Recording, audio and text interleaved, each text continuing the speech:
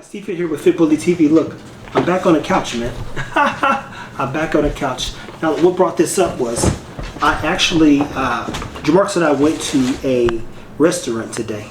And while you were actually in the bathroom, the guy said, "Oh, you guys dog trainers?" I said, "No. My guy trains dogs. I more so do a lot of educational stuff." So the title and subject of this apartment living with the dog. And he said he comes from Australian Shepherds. And he said, I didn't want to get an Australian Shepherd because he knows how much time they take. Now, we did a video on do not get a pit bull, and I wouldn't always recommend having a pit bull, a real one, especially in an apartment style place. And it's not because they're not good dogs. It's not because they're dangerous dogs. It's because they're motivated dogs. And think about it. The guy said, the waiter, and get this, his name was Trevor. His name was Trevor. And I said, man, I never get to meet me. Now, he was white. And he said, you know what's crazy? I've met 4 of me just in this area. And there's another waiter here, I believe, named Trevor. Haywire Legacy. But let me get to the point. He said, I have to work 6 hours a day. And in those 6 hours, I know for a fact an Australian Shepherd would chew through my table, the floors, be digging up stuff because they're working dogs, so they're antsy. So I said, well, what dog are you getting? He said, a Corgi. I said, now, you know a Corgi get active too. He says, I know, but you can leave them at least alone for about 6 hours. So how long then should you consider leaving your dog both in the crate or in an apartment by itself unattended? Let me be very clear. You know I believe in leveraging and utilizing the crate for safety purposes and so that the dog has a home inside of a home.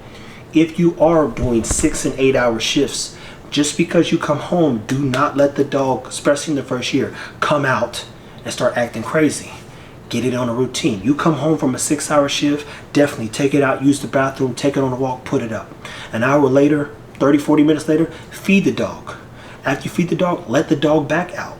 And then if you have a puppy, every time you feed it, take it outside so you use the bathroom, so it gets hip to that program. But if you don't have a puppy, slowly but surely increase the amount of time that the dog spends out of his crate when you are at home.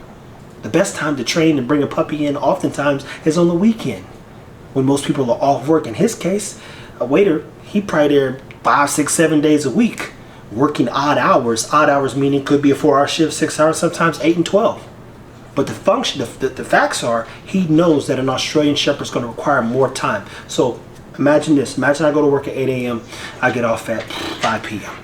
When I come home, you're like, damn, the dog's been in the crate all day. Well, the dog will benefit in terms of quality of life if you come home, let it use the bathroom, take it on a mile walk.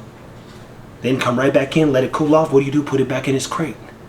Then from there, 30 minutes later, let it back out, mingle, play, whatever. Then feed the dog right before it goes to bed.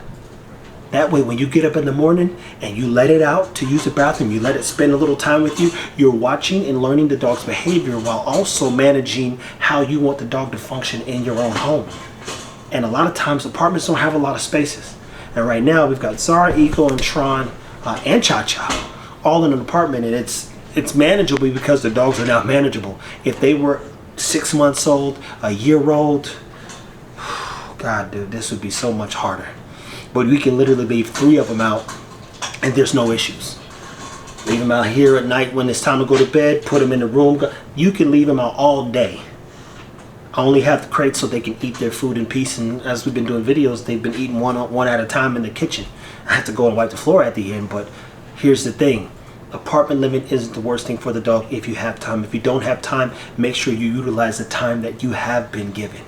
Spend that time effectively, especially if you have a working breed. If you don't have a working breed, just take care of the dog and still train it up as it should go.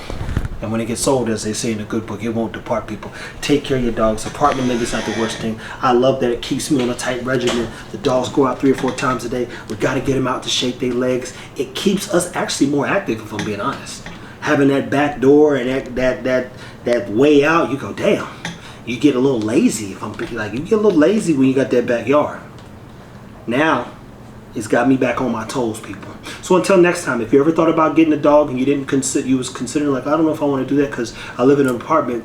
As long as you can manage its quality of life for the first year to 2 and you have the time, just do your best.